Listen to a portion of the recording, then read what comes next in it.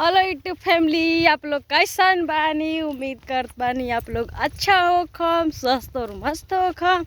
हम ठीक बानी और उम्मीद करत हो कि आप सबका मतलब नया साल अच्छा से बीता होगा और अच्छे से मनाए होंगे।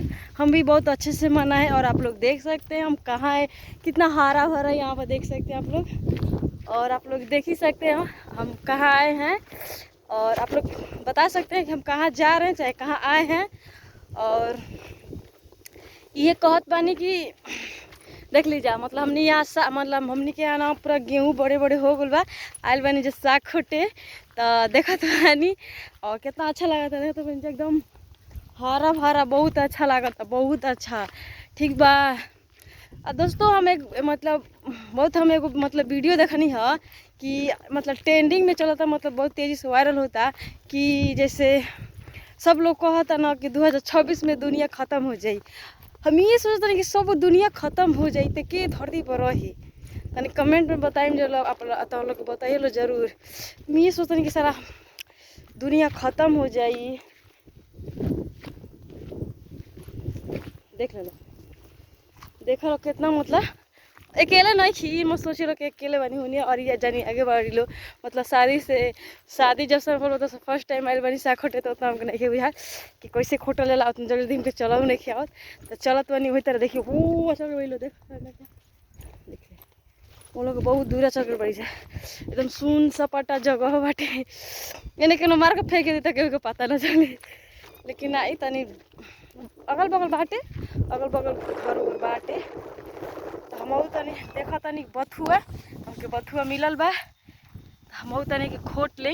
हाँ देख लो बथुआ मिलल बा, ठीक बा। तो दोस्तों ये सही बात है, थोड़ा आप लोग बताइएगा हमको भी कि मतलब सच में दुनिया ख़त्म हो जाएगी। तो हम यही सोचा था कि सर हम जमीन की नहीं हो, हमार जमीनिए के ले ही।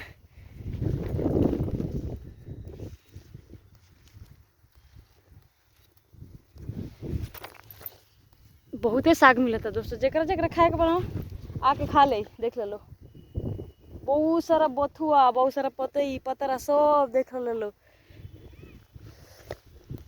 ब्लॉग ना बनावे उतना हमके अच्छा मतलब हमको बोले ना आवेला ना, तो हम ब्लॉग ना बनावे नी तो कहने की रुका तनी कुछ बोल दें तनी रो सके हमार मनोरंजन हो जाई और सगो खोट लेम। ठीक बा ना।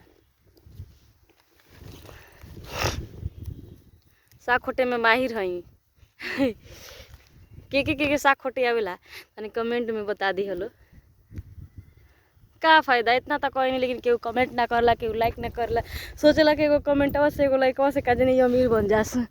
अरे ना भाई, अमीर हमके बने के रही तो हम वीडियो बना के अमीर ना बन जैती। लेकिन हम मेहनत करेनी, मेहनत खून पसीना एगो करी ना कमानी, समझ लो।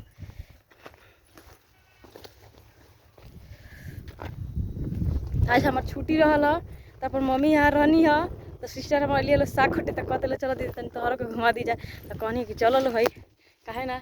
बहुत देख लो इतना खोटले बनी, इतना खोटले बनी मतलब हम नहीं खोटले, दोनों जनी खोट खोट दे लो तो कहते दीदी लो हमने कि दीदी खोटे तनी कहनी कि ठीक बा खोटा लो, हम तो लोग के साथ हो बानी ना। ये मतलब ना लो दोस्त, हम 2 साल से वीडियो बनावे नहीं, लेकिन लोग का ना बोले, लेकिन हम वो बात का मतलब ध्यान ना देने कि कुछ बोलो उससे हमारा का मतलब बाटे। हम अपना काम से काम मतलब रखें। ठीक बा, तो हम दोनों काम करनी, वीडियो बनावे नहीं टाइम से और टाइम से अपन ड्यूटियो करे जानी। ठीक बा, 9 घंटा ड्यूटियो करके हम आवे नहीं घर। ठीक बा, ठीक बा। इतना ले हमारे ब्लॉग बा, लोग से ये रिक्वेस्ट बा कि सपोर्ट कर देना। ठीक बाय।